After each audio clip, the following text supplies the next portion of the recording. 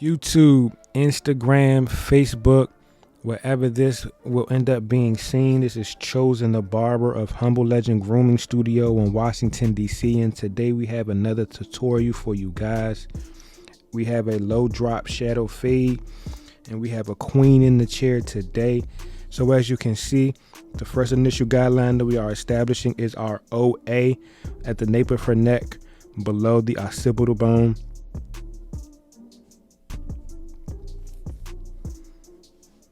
So we are taking this initial guideline up and around her ears, and we're using the middle of her C cups as our measuring points to end this initial guideline, or our end point for this initial guideline. Again, every client will be different. Every client's reference points will be different. I use multiple reference points on the client's head or their face to measure kind of like my fades or my outline process, just to make sure everything is even and symmetrical. You'll also sometimes use the corners of the client's eyes. It's a bunch of different reference points on the client that you can use to help keep everything even and symmetrical. At the end of the day, that's the name of the game, man. You want to keep everything even and symmetrical and clean.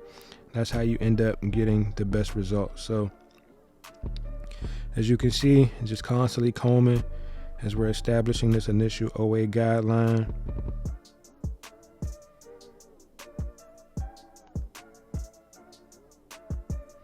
The second guideline is our 1.5 detachable blade on our Andis Super ZR tools.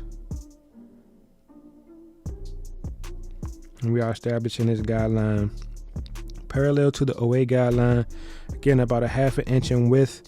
The width will normally be determined again by how low your client wants the fade to be, the shape of the client's head, a bunch of different factors, how much you want to stretch the blend out.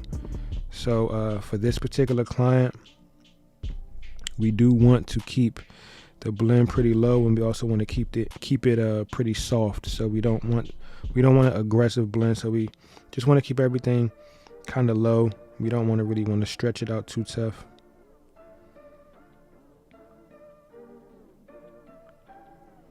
And for me, I like to work in sections, man. I like to break these haircuts down into different sections and segments and things of that nature. So I work very structured and I guess kind of in order. Even when I'm using my detachable blades, I always start with the lowest blade and then, I work my way up. The biggest blade that I use typically, the biggest detachable blade that I use typically is my 1.5 blade for if I'm starting my fading process. Now obviously I'll use my detachable clipper just to remove bulk and to take the length off the top of the hair. So just depending on what the client wants, obviously I'll use a bigger blade, but for the fading process, the biggest blade I'll typically use is the 1.5. So as you can see, just constantly combing. I want to make sure the hair is going in the direction that it's supposed to grow, that everything in this guide is as even and as clean as possible. So you'll see me kind of combing constantly, using a couple different passes with this clipper, because again, her hair is thick and it also grows in a bunch of different directions as well. So I just want to make sure I have everything cut as evenly and as cleanly as possible. Our next step is fading between our OA guideline and a 1.5 blade. And then to do that, we are using our Andis Master with our OG double magnetic purple guard, the 0 guard on there. And for me, just over the course of time, I found that this is just kind of like the perfect transition between the OA and the 1.5.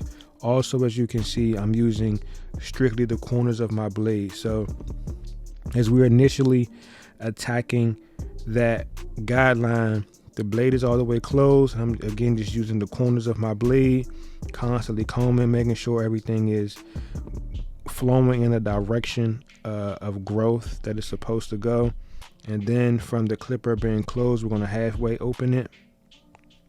I'm just going to blend that line all the way out from the OA to the 1.5.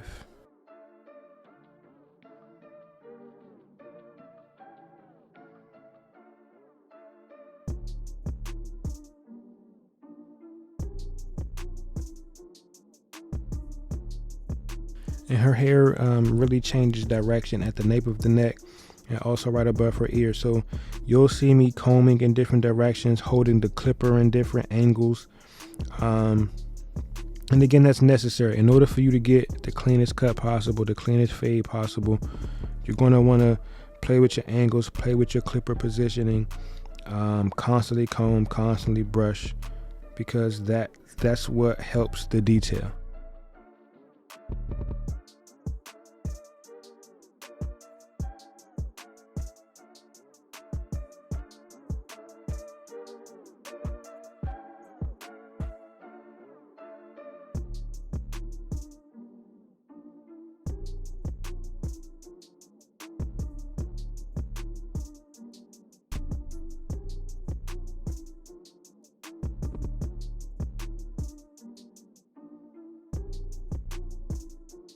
And now that her hair is shorter back here, you can really kind of tell that her hair grows in a few different directions. And now we're doing detail work, and we're just detailing between the OA and the 1.5. And again, in order to do that, I use my Wahl Legend because that has the fade blade on there, and I also use this clipper for my clipper over comb work. So again, this is just kind of a perfect transition, a perfect segue into my next step,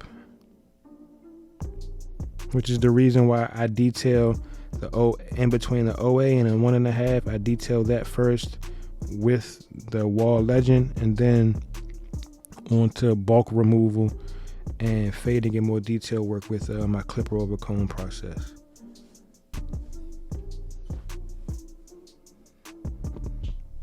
And again, with this detailing, again, is really corners of the blade. You don't want to go up too high. Again, you want to play with your angles. Different angles is going to give you different hair lengths.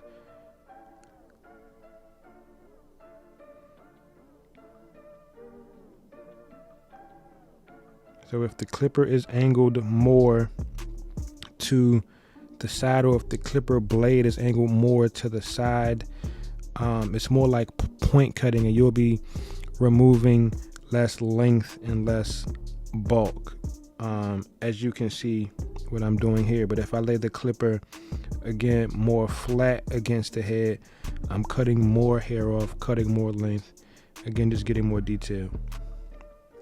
So now, as you can see, we're getting into our clipper over comb using our wide tooth comb. And this part of the process is bulk removal and shape control, shape retention. So that way I'm able to control the shape. And using clipper over comb knocks out the need for myself anyway, multiple guards above 1.5. I rarely will use a guard or a blade above or longer than the 1.5 in most cases. So again, constantly combing, just constantly finding the growth pattern, making sure everything is as even and consistent as possible. We want to comb that hair off of the scalp to get it to kind of stick out, so we can get as detailed and as clean with this blend as possible. As you can see, we have transitioned to our smaller fade comb. Again, we're starting out with the wide tooth side. The clipper blade is open. Again, we're just getting more detail, getting more refined with that blend, removing a little bit more bulk. And we're going to be using our clipper open and closed in this process, as well as using the fine tooth side of the comb as well. The fine tooth side, again, is obviously going to get you just a little bit more closer, a little bit more detail. Similar to if you're using guards. The smaller the guard, the more hair you're going to remove. Same thing with this comb. The fine tooth side is going to get closer, and you're going to remove more hair. You're going to be able to get more detail. And then you also just want to be extremely careful. And another thing that's important to remember when you're doing clipper over comb is your angles, your comb angle and your clipper angle is important throughout this process. You want to make sure that, as you can see, as I'm taking the comb, inserting it into the bulk of the hair and tilting it out with the spine resting on the client's skin, you want to tilt that comb out away from the head to match up with the rest of the hair that you want to cut, or that you don't want to cut, should I say. And again, we're just taking this process all the way around the head.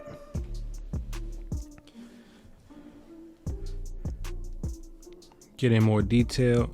This is a phase of the haircut. Again, when you want to be careful, you want to be focused. You don't want to try to speed through it. You don't want to try to go through it too fast. Especially, more importantly, if you're new to clipper over comb, you're just starting out. Obviously, if you're more experienced and you've been doing it for some time, you can probably do this with your eyes closed. But even pros mess up. I have gashed a couple of people myself during the clipper over comb process. So you just want to be careful, be focused, make sure you're locked in, make sure you focus. Again, you're not just trying to zoom through this process. If this process is done right, it'll definitely help the blend. It'll definitely help with the detailing of the fade. And throughout this whole clipper over comb process, you'll be seeing me toggling back and forth between both combs and just going back and forth. Again, just doing more detail work, more refinement, more shape control, bulk removal, all that jazz, man. Hair cutting, barbering, again, is an art. So you'll probably never really do the same thing the same way every single time. Even on the same client, you'll find that you'll need to kind of do some different things sometimes, just depending on the week. But again, clipper over comb is a great tool to have in your arsenal. It's a great technique to have in your arsenal. It definitely helps. It'll definitely save you time. It'll definitely lessen the need for a bunch of guards. And it gives you good detail work, man. It's good. It really helps you detail the blend in a way that guards can't, according to my experience. And I'm still getting better with the clipper over comb, man. I just have gotten more consistent with it within the last I'm gonna say about 6 months to a year. So again, I'm just really getting comfortable with it, just really getting in my groove with doing clipper over comb as well. So this is all just a learning process. Everything is a learning process. I don't care how long you've been cutting hair. You learning something new. You're doing something new. You learning something different. You added something to your arsenal, to your repertoire that you weren't doing before. So don't be scared and just get out there, do it, try it, attempt it. Just be careful and lock in. If you don't trust yourself, do it on a mannequin first. Do it on your little brother, your little sister, or your niece, nephew, your kid, whoever you got. You can make it happen. As you can see, I'm just detailing this blend more. Again, like I said, it's clipper. I'm using the clipper open and closed. And I'm just noticing stuff here and there, just trying to make sure everything is even and as clean as possible. And again, like I said, throughout the rest of this process, you'll see me toggling and going back and forth between the wide tooth comb, the black comb, the white comb. And again, this is just detail work. So this is where the cut kind of all comes together, and you'll start seeing the blend really just start to kind of come together. So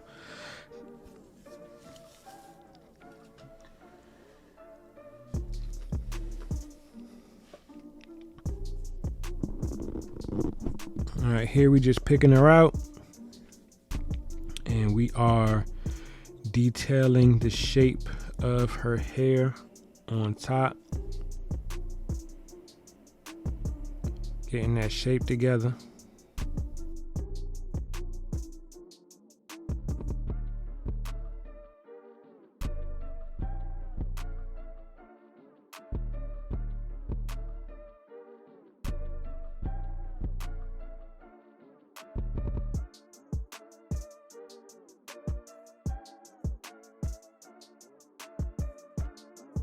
And we're using that same Wahl Legend clipper, and again, the reason why I'm using this clipper for this process is because it has a fade blade on it, surgical blade, factory set. It is not zero gapped.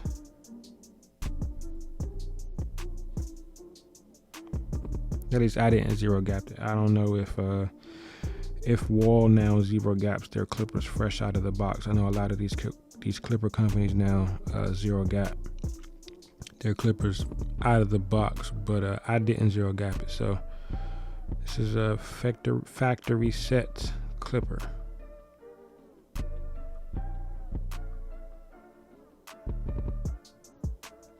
I love doing clipper over comb because it gives you so much control over what you're doing, over the shape of the haircut, over the fade. You can see exactly what you need to cut.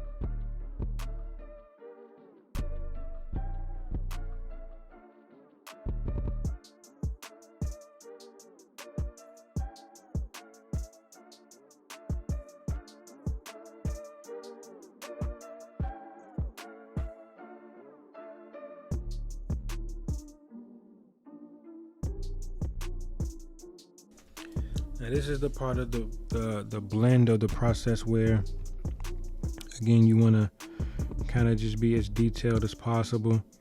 Every client has a different head shape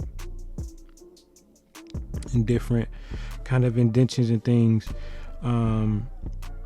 on their head. So this is where you want to be extra intentional with your detail work. This is where you want to be extra intentional with sort of kind of like pulling the skin and just doing different things to make sure we have the blend as seamless as possible. And the reason why I'm saying that is because again, watching this video and kind of going over this tutorial with you guys, I'm seeing a couple of spots that I could have gone over better using the clipper over comb process. So especially at the nape of the neck. If you know anybody out there, experienced barbers, rookie barbers, experienced barbers, know better than anybody, but the nape of the neck area is a more difficult area to get a consistent seamless blend. So if you can seamlessly blend that area,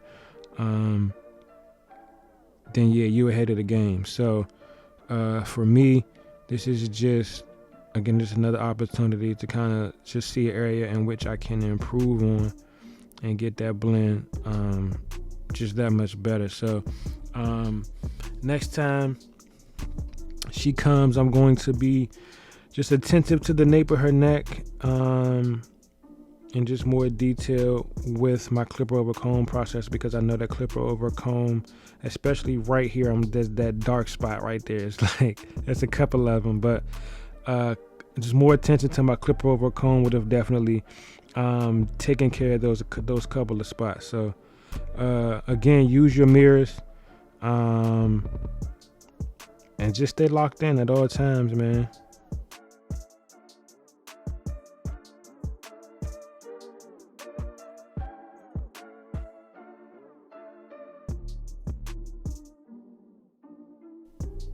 For the lineup on her neck, we used my Andis black T outliners. I forgot the proper name for them.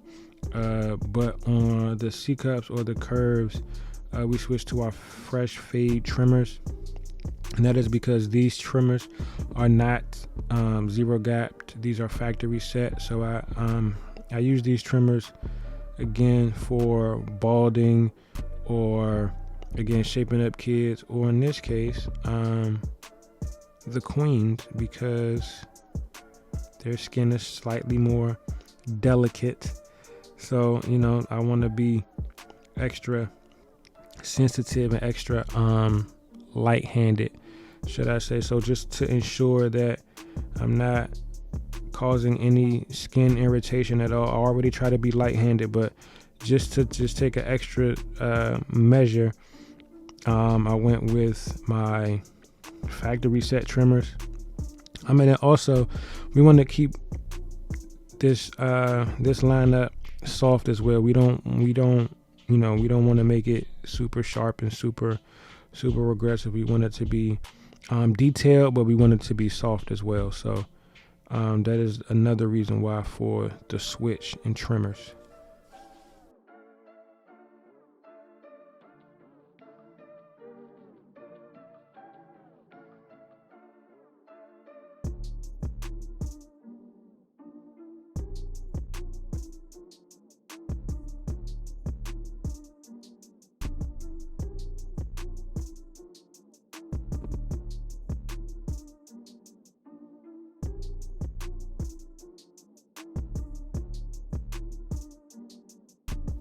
Again, more detail work, just seeing a spot that I felt like needed to be laid down a little bit more. So we just put that 1.5 blade back on our detachable, knock down a couple of spots that I saw at the time.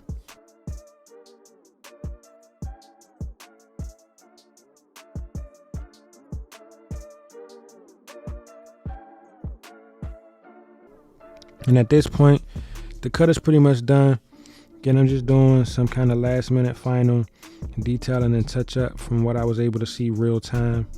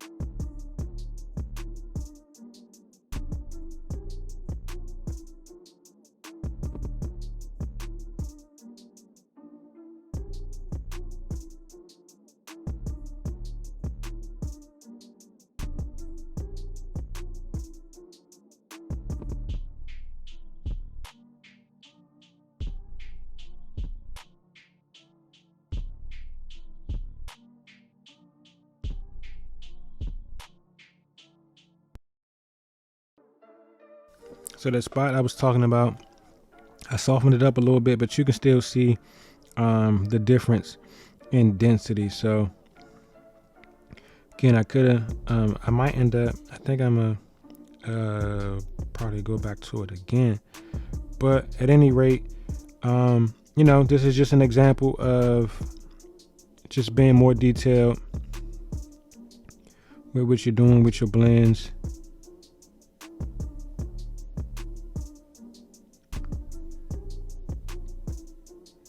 Here, as you can see, I'm doing the same clipper over comb process, but this time I'm using a trimmer.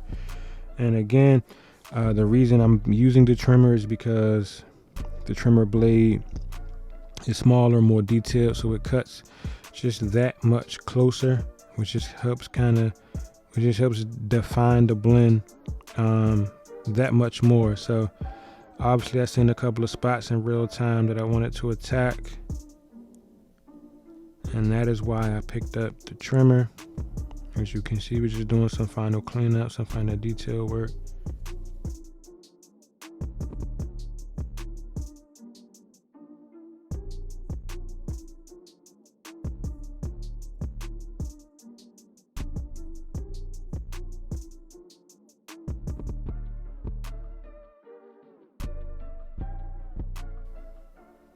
Jeez, that spot at the nape of the neck is really annoying me.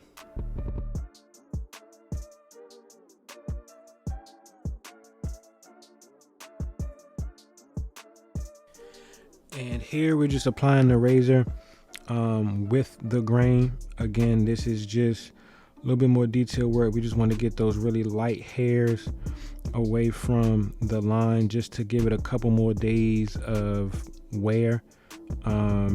Normally when I do my razor shape ups, I'm obviously lining up against the grain, but deciding to go with the grain on this particular situation, on this particular client, again, because we don't want to have a super sharp line. We don't want to have you know, a super sharp line. So for me, just using the razor, going with the grain, just taking off those really fine hairs, just to add just a couple more days of wear. More detail work. Final detail work with that comb, with that wide tooth comb. Checking it out one more time, and we are done. This is like my aftershave. What's that? Use Sea Breeze thing. So I just put it in a cordless air compressor, and we are done. This is the cut. Low shadow fade on the queen. Soft fade, soft blend, however you want to call it. Let me know what y'all think.